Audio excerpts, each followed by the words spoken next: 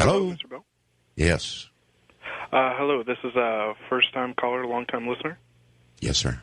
Okay. I am a former employee of Area 51, and I'm a little bit nervous, but around April of last year, I had an alien experience, and I've been a little bit too nervous to talk about it, but now I'm able to speak about it if you'd like. All right, calm down. I'll tell you what, a former employee of Area 51, eh? Well, I was an IT guy. I was fixing their Unix server, and I had... all right, that's good enough. So you were working on their computer setup, right? Mm-hmm, their network and their workstations. Okay. What I'm going to do is hold you over during the break, and believe me, anybody who worked for Area 51, I want to have a little chat with, so stay right there, okay? Thank you. All right. Very good. He did some important computer work for them. And the first question I have for you, sir, before we get into any detail of what you may have seen, is I would like to know, even to go to Area 51 to do contractual work, the kind of work you did, I would assume that you would have to sign some sort of document saying you'd keep your mouth shut about anything you saw. Is that correct? Yes, sir. And so now here you are on a worldwide talk show about to tell us all about it. Is that correct? Indeed. Doesn't that concern you somewhat? Well, I am currently not in the right state of mind, sir. What the experiences I had at that job that one night that made me say, okay, I'm done with this. I have not been able to sleep, to talk about it, to get any help from my family, psychiatrist, for over a year now. And last weekend, I was coming from Fresno for job interviews, and I tuned into your radio station, and I thought, and I felt the courage to say, you know what, I think I'll call in next weekend and talk to him. All right.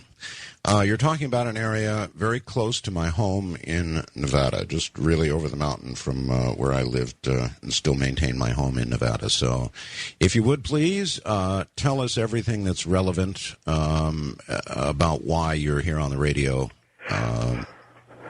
Okay, well, I was not really the network administrator, but one of the network techs.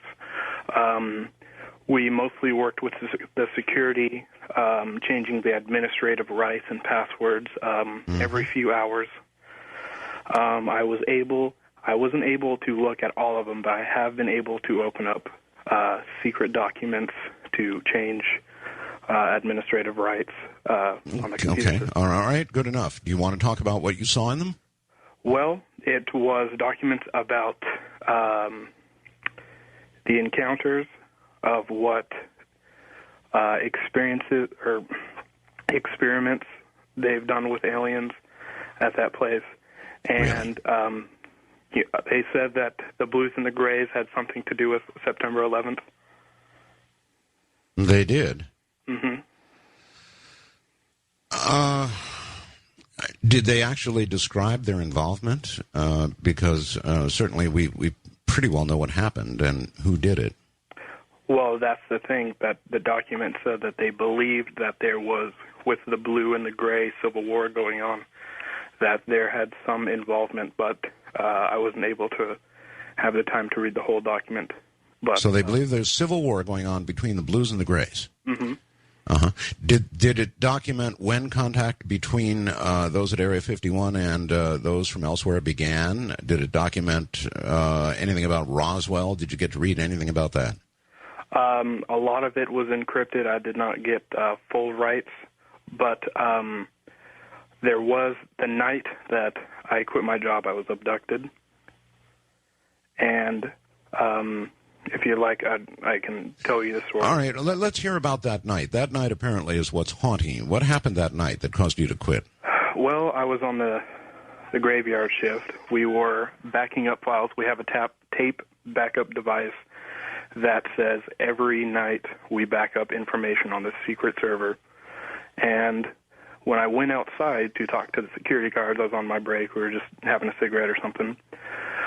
We were eating Krispy Kreme donuts, and then what appeared to be a banana-shaped spaceship or something split through the sky. coming down. And I won't repeat the words I said on the radio station. I'm a gentleman, but I said some words. I was very scared. Now, there were these smooth blue creatures. I'm sorry, I'm really nervous. No, I understand. I'm just trying to relax. These small beings, they said, "You are the chosen one, the one who will deliver the message, a message of hope for those who choose to hear it, and a warning for those who do not." Now, what I've been pondering for this year is, what does that mean? And that is one of the reasons why I called you. So they never gave you the message? They gave me the message saying I'm the chosen one. I don't understand why I'm the chosen one. You're the chosen one, and there is a message for those who want to hear it, even those, I guess, who don't.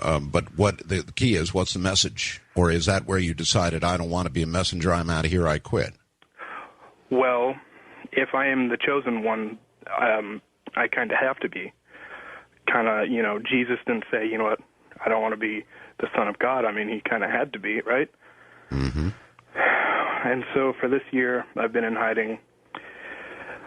I haven't really been myself, and that's why I called you. I was wondering your thoughts on your opinions on what this message could be. Could it be about the end of the world, the apocalypse? Could it be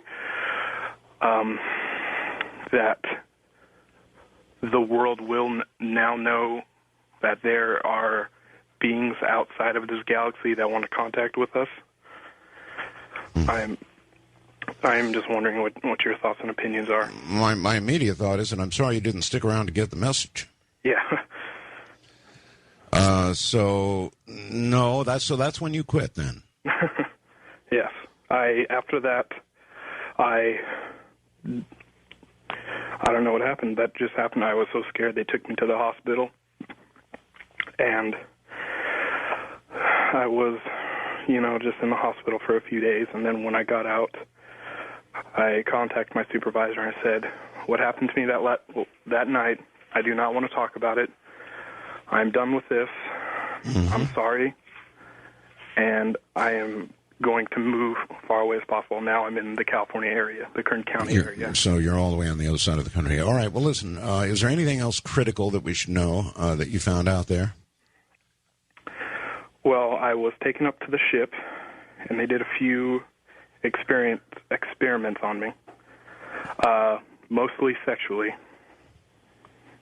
Mm-hmm. Well, that's been repeated again and again, and then you were returned. So do you think any of that, the fact that you were abducted, is affecting what you're telling us right now?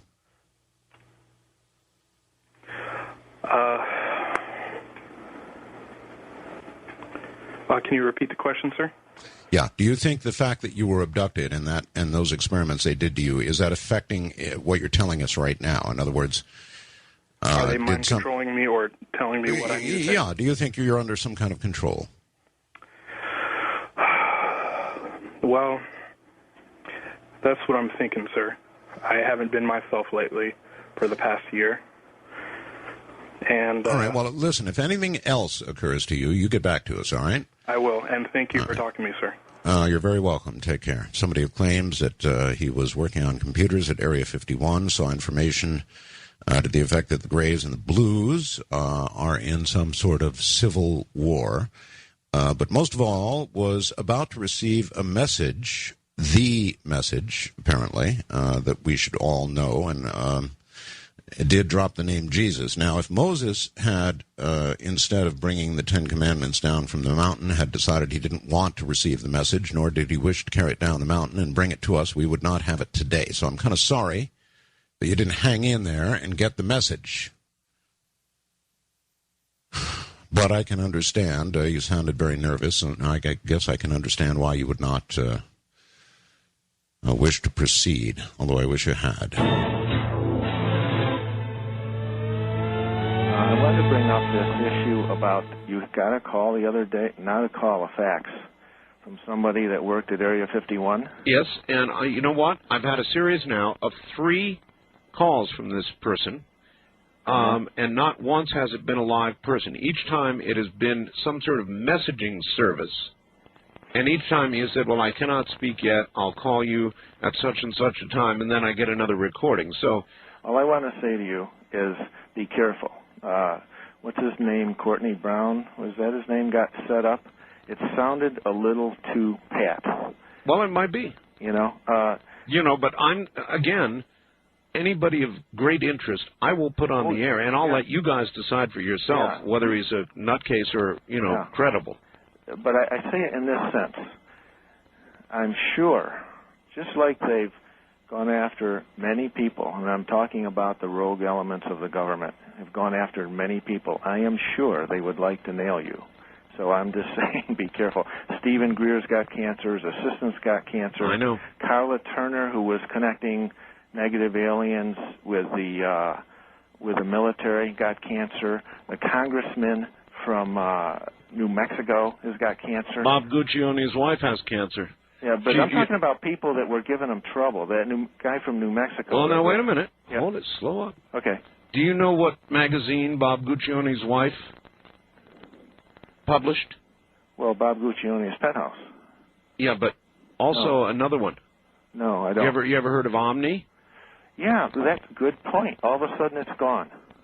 And all of a sudden this distributor that was publishing all these New Age books and UFO books is gone. Yep. They're playing hardball. Well, I don't know that to be true. I'll tell you, behind the scenes, I'm doing some work in this area, all right? Mm-hmm. I'm not prepared to say anything about it yet. You and I have just said enough. The people can draw their own conclusions, but behind the scenes, I'm doing some work on this. The reason why I bring this up is before I thought they couldn't touch somebody that was too high profile, but if they can give people cancer. Well, look, all right. All right. Up with a pickup truck. Yeah, I know. Radiate the right frequencies. Yeah, all right. Thank you. Look, I'm not prepared to go out where you just went. Well, so it figures you'd know how to get through. Just a real quick little story for you here. This happened about 4 years ago. I was working for a contractor for Sprint. I got approached by a company called Desert Industries that was doing some work out at the test site. Oh. I'll tell you what. I was in Area 51 for about 3 weeks doing some work. Oh. Flew out on Janus Airways and the whole 9 yards. Had the whack and hut security all over me. They have got enough fiber optic cable in that place to facilitate the entire West Coast. Oh, and what do you suppose they need all that bandwidth for? Well, I have no idea, Art. I was only paid to do one small part of the job. But you're saying that thing really has a lot of fiber to it, huh? Quite a bit. It's been a few years, but the people that call the show, I listen on the net here during the day. Oh, that's right. It's what time is it there anyway? It's about 20 after 10 right now in the morning. In the morning. All right, that would figure. Yeah. But I just wanted to call and let you know that all that stuff that they say about Area 51, I don't know some of the callers you have, but most of them that sound relatively intelligent have been out there, I would imagine or assume. Well, sir, the place is scary as all get out. I know. Really do you know how much bandwidth it takes to transfer the contents of a human brain from one place to another? I couldn't even begin to fathom that. Probably about that much fiber. I do know though that that was the most fiber cable optic interface system, the biggest one I've ever seen before, and I've been doing this for about 15, 20 years. So. All right. Well, listen, I really appreciate your call all the way from Germany and also the Area 51 info. We've put it together, a little piece at a time. No problem, Art. You guys have a good day and keep up the good work. Huh? Thank you and take care. All right. There you have it, Germany. And he was at Area 51, where there's more fiber than he's ever seen in his whole life. And there's a guy who works for Sprint, or worked for Sprint. Ha, ha, ha, ha. Yes. Dare we go back on my Area 51 line? You're on the air. Hello. Yeah, you got some less than credible people talking to you earlier. I've got some what? Less than credible people talking to you earlier. Are you one of them? No. I'll tell you what, though. You are not an Area 51 employee? Here's how you find out. Ask them how they pay for their meals. Ask them what color the second door is they go in, and ask them how they get there. You are an Area 51 employee. Well, that remains to be seen.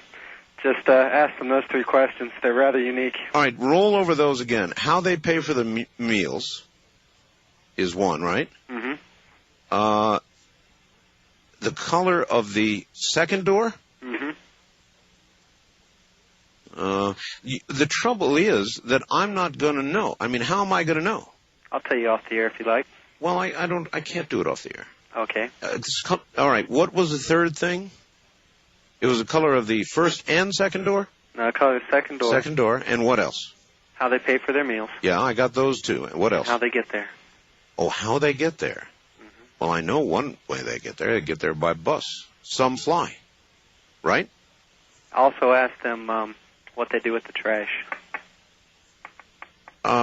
They probably drop it down a big hole where it enters our water table and we drink it. You are an Area 51 employee, aren't you? Come on, own up to it. I'm afraid I can't do that. Have a good evening. Oh, thank you. Yeah, he was a real McCoy, you could tell.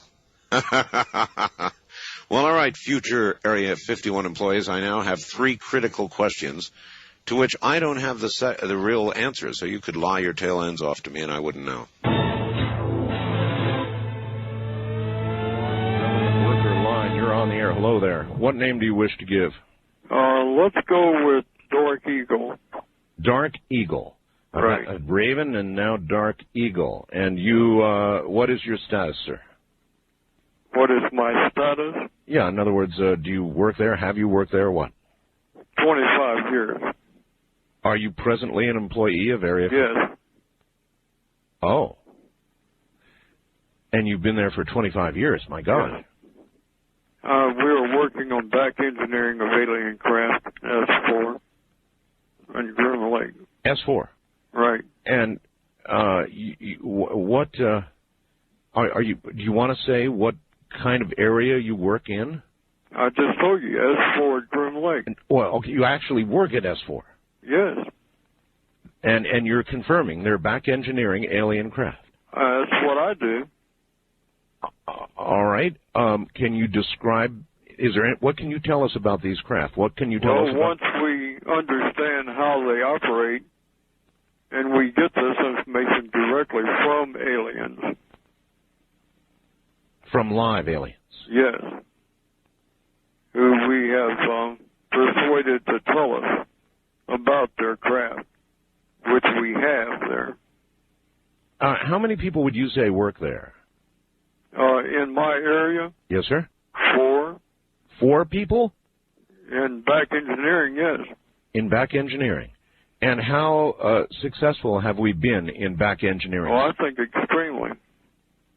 So then would most of the really advanced craft that we are now using in the military come from back engineering through Skunk Works and then out to McDonnell Douglas and others.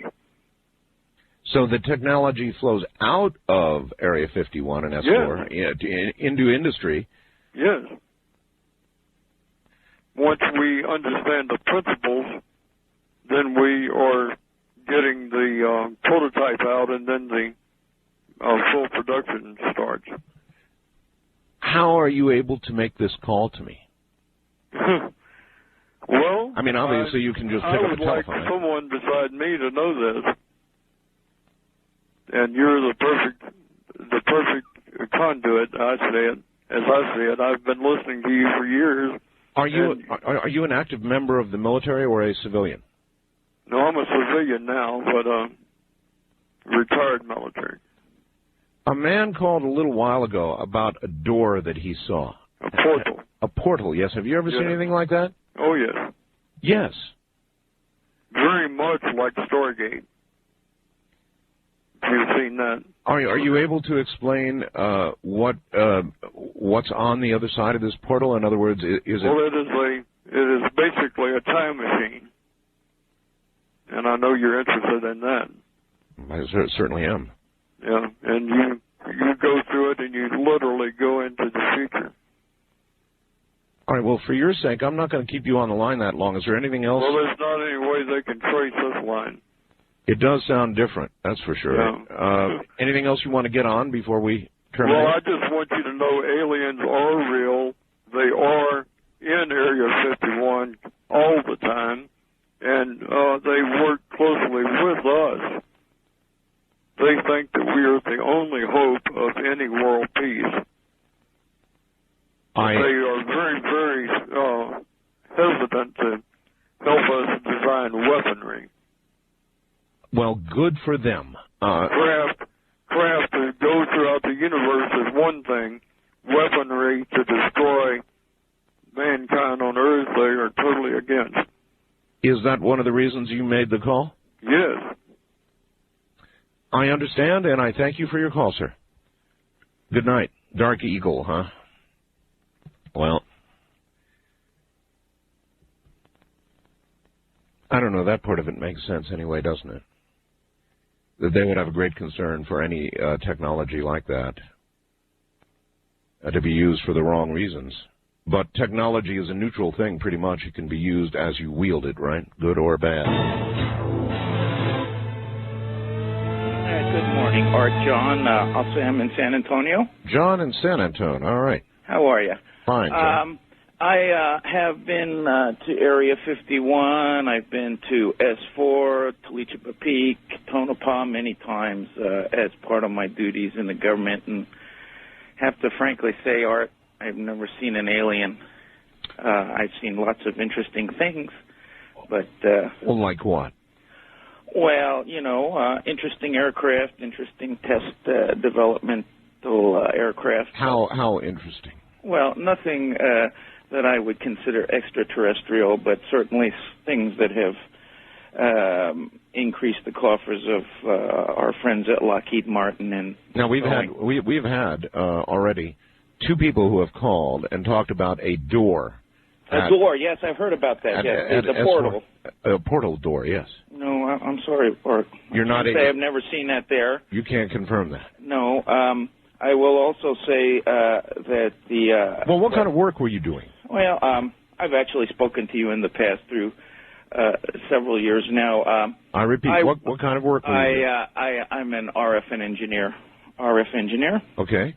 And have done a lot of work regarding some of the radar systems, both there and at some of the other sites there. All right, there might not have been reason for you to have clearance to see more than what you were working on. Possible.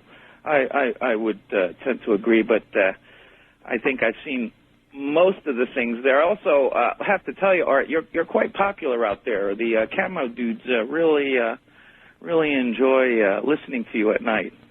Oh, I'm sure. Oh, yeah, I'm sure they listen out at in fact, I know they do. If for one moment I can tell you a little funny story. I was at Indian Springs a couple of years back where the Predators are at. That's close, yes. And we were flying a Predator around, and we actually did fly it over towards where you live, and we were looking for your house, but we didn't find it. Well, I'll tell you something, sir.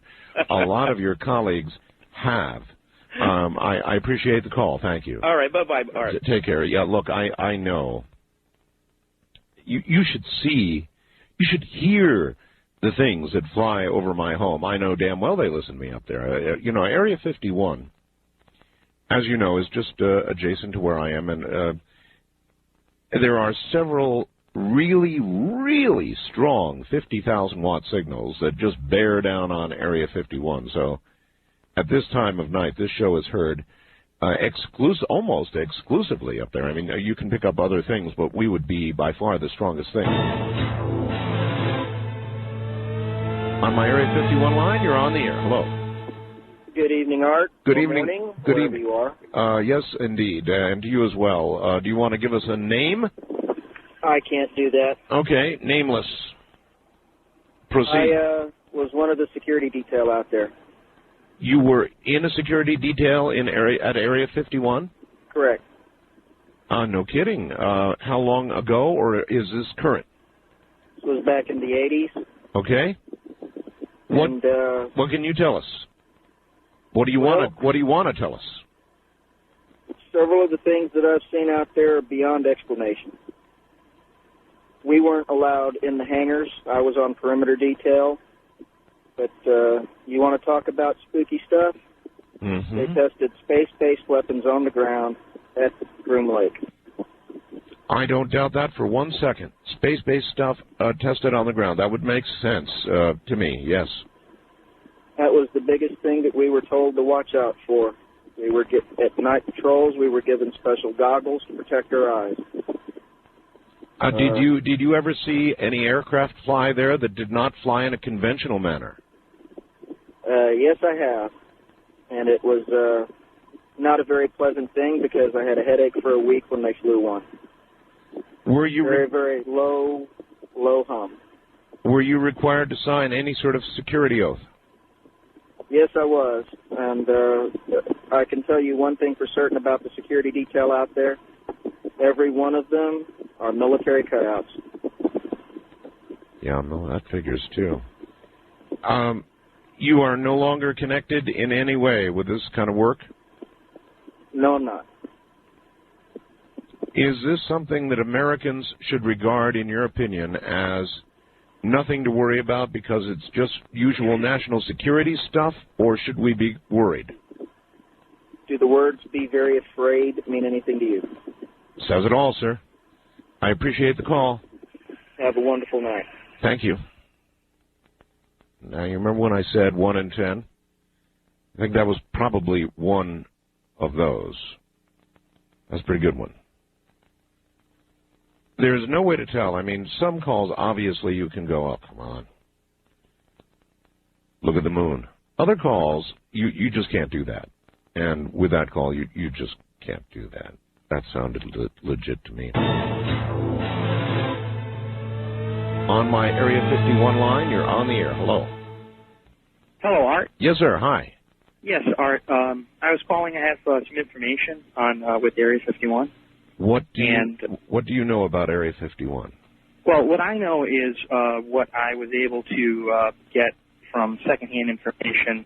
We had a member of our family had worked there, and he had recently died. He'd lived into his 70s, and he'd worked there apparently for about 7 years. And we thought that he was working at Boeing in Seattle. And so my aunt had come into contact with some notes. They were kind of like in diary form. And basically, what we could figure was he was into like some space-based weapon technology, SDI stuff. Yes, sir. Because in it he had mentioned stuff about when Reagan was negotiating the SALT treaties and things like that. Yes.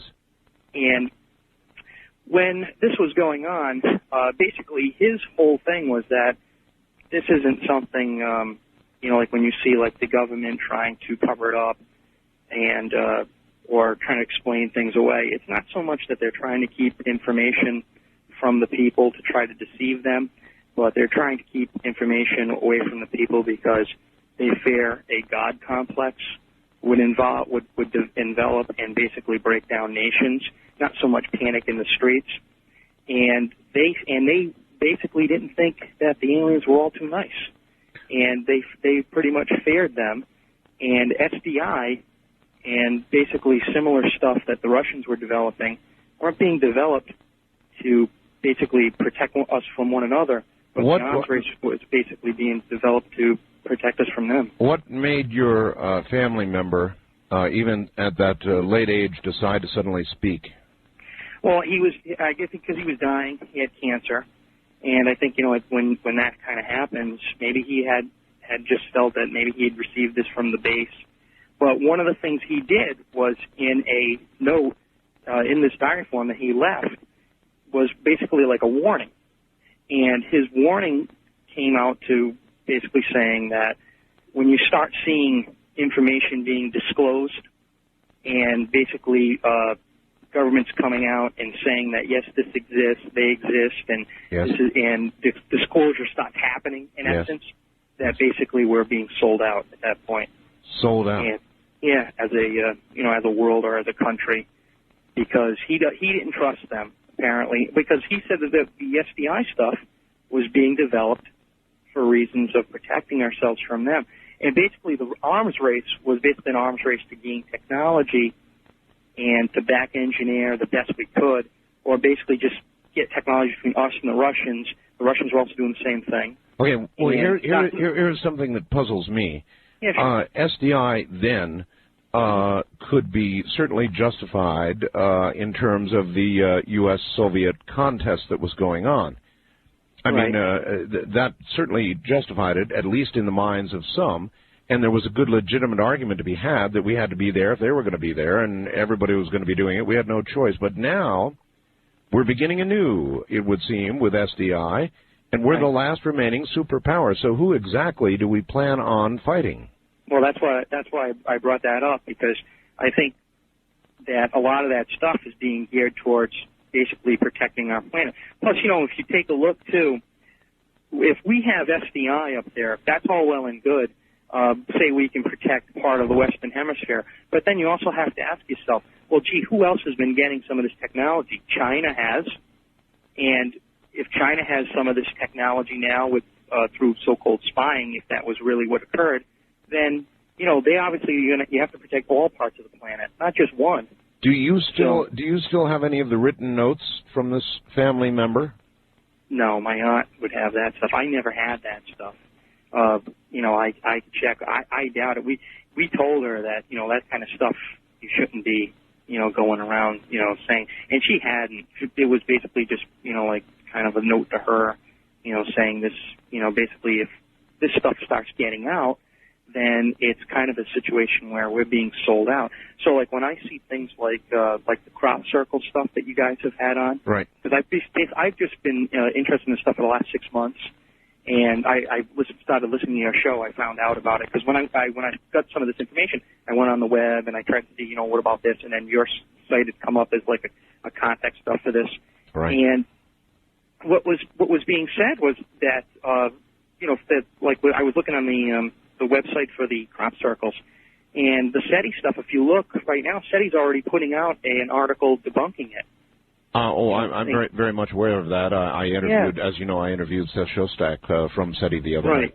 Well, listen, I can't tell you how much I appreciate it, and that I'll take that to heart. I just, you know, but I also wanted to know, Art, before you come here, is have you ever had guests or other people that have said that same thing? I know everybody tries to focus on trying to, like, find out what the government's keeping from us. No. But the actual reason being that maybe it's being done for a good reason. Never quite what you said, sir. I appreciate it. That's almost like Eisenhower's warning. So never quite what you said. Thank you. On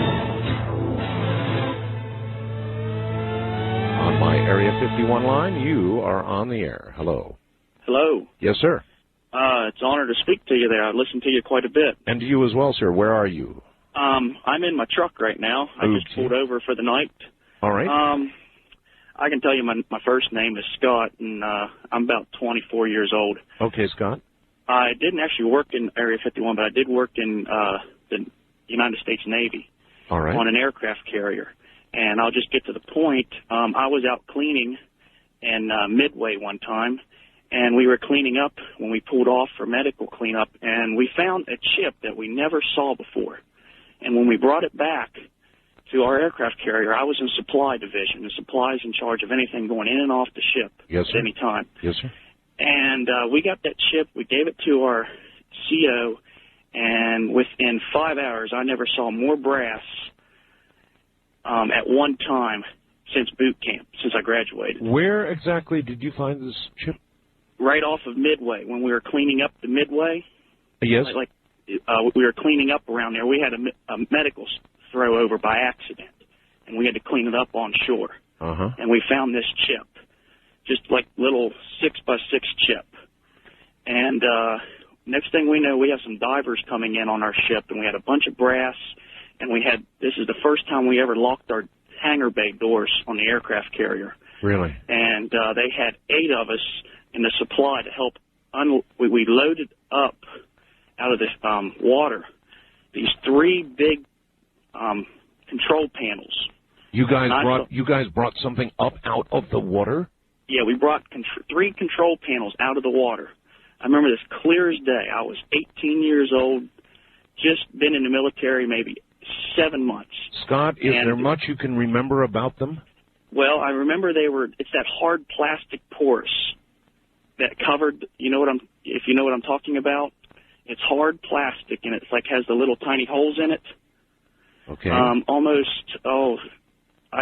even know how to explain it. All right, Scott, let me ask you this. Obviously, if you were in the military, you'd be familiar enough with, say, a control panel from, a downed aircraft or even another ship to know. Oh, yeah. To know if there's no way. There's no way. Not one of ours?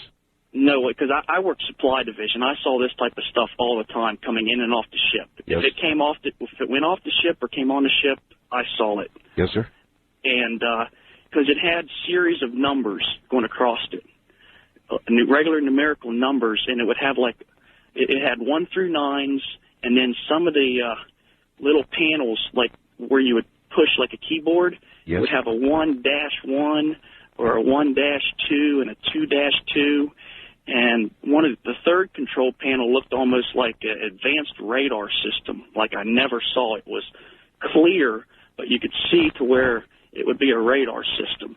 And the third control panel was some sort of charting system. And the wiring behind it was pretty similar to what we would normally see, but the harness hookups is nothing like we would see even in the F-14s or the F-16 hookups. And I handed a bunch of those out because those things are always going out on an aircraft carrier. So they pulled these things aboard and stowed them, I take it? Yeah, when they had the scuba people go down, the scuba divers, go down and pull this up, they closed off the hangar bay doors and gave us a dog-locked zebra, which means all doors are shut. And there was only 8 of us allowed on this hangar bay area at one time, and then they had 20 brass with us, and we were in total security area. And they told us at any time, if they ever heard that we said anything else to the rest of the ship, that we'd be put in pretty much prison. Why do you feel free to speak about it now? Well, I've been out of the military for a very long time, and I've got in touch with a couple other people that was with me that I became close with at that time after this situation. We've talked about it freely with our family and stuff. What do you think you brought aboard? Oh, there's no doubt in my mind that it definitely was something not made on this earth. And if it was way more technical than I've ever saw in my life. And I've saw enough of these control panels and circuits coming on and off the ship that there ain't no way it could have been any type of aircraft. Do you have any idea what happened to it or where it was taken? The only thing we knew was when we were on Midway that we heard from the people that are stationed on there that they said about 4 to 5 days prior to us showing up that there was a big splashdown, meaning something did go down in the water. They didn't know exactly what it was, and I don't know if they didn't investigate it anymore, if they didn't have any idea. Then you obviously they had some idea that they were looking for something they had a report on. Yes, that's all I know. But I know when they pulled them up, it was covered up very quickly. So then you very well could have been part of a crash retrieval project. Yeah, because they kept it very, very hush-hush. We were unable to talk to anybody on the ship. We had to go through not a psychiatric thing, but a questioning seminar of what we saw, what we understood of it, what we thought we saw, what it could have been, and pretty much we all got together and agreed just to lie so we wouldn't get in trouble in the military because we were all 18, 19 years old. We were scared out of our mind because they're telling us that they're going to throw us in the brig, so we decided to lie about it and say we had no idea what it was. But we knew it was something that wasn't meant for a military ship or a military aircraft. My. I would ask if you are in the mood to do so to contact me privately. Okay. Can you do that? It's artbell@mindspring.com or artbell@aol.com. It doesn't matter. Either address will work. Provide me with a way to get hold of you. You said Mindspring? Mindspring, MINDSPRING. Artbell@mindspring.com. All right. All right? Okay, thank you. Thank you very much for the call, and we'll proceed from there. Now you see why I do these kinds of nights. On my Area 51 line, you are on the air. Hello. Hello, Art. Art. Hi. Good morning. Good morning to you. What shall we call you? Sasha. Sasha. That's a nice Somewhere name. in America. Sasha is somewhere in America, okay. Sasha, have you had some experience with Area 51 or what? I grew up going into Area 51. You grew up going into it? Yes. Now, I didn't think they let children in. Well, I was a remarkable child. I grew up under Tesla and Einstein. They both did the work on a southwestern ranch in the southwest in the desert. I grew up watching them do. So my first priority was to become a scientist. At age 10, I had a revelation. How old are you now? I'm getting old. I'm aging gracefully. All right. It changed my life, though, to the best. It changed my life to, tremendously. I love it. But to have grown with Einstein and I love it. I love my life the way it was. I see. I don't like being retired, though. You don't? No, not at all. But at your age, you should be retired. Yes, I should be retired. I mean, actually, in a lot of ways, you be... almost ought to be dead to have come along with those people. I almost was. I came back to the Southwest because I almost died of tuberculosis trying to be a truck driver across America. Well, that's not important. Let's talk about this particular ground that is actually America's jewel. Area 51? Area 51 is actually America's jewel. It is. So long as outsiders don't know what the scientists are doing in there, or the remarkable people that have the high IQs and work for the future, they are not, they don't want any contamination from outside, abuse, like the general public saying, look, what are you doing? And you explain to them what you are doing, and they call you crazy, they call you a liar. And so the whole surmise is to keep things quiet and keep things rolling for the best of our nation. What did you do at Area 51? As I grew up, I did most of the paperwork for everyone that was entitled there. So you were kind of a secretary in a way? No. I was beyond that. A super secretary? No. Well, I mean, but you did I got paperwork. involved with politics on the forefront. All right. Well, listen, I've got to scoot. I appreciate the call. I can't, if you did paperwork, well, in administration, I guess, huh? But it seems to me that your age would have to be, well, let's put it this way, Sasha, you sounded pretty good.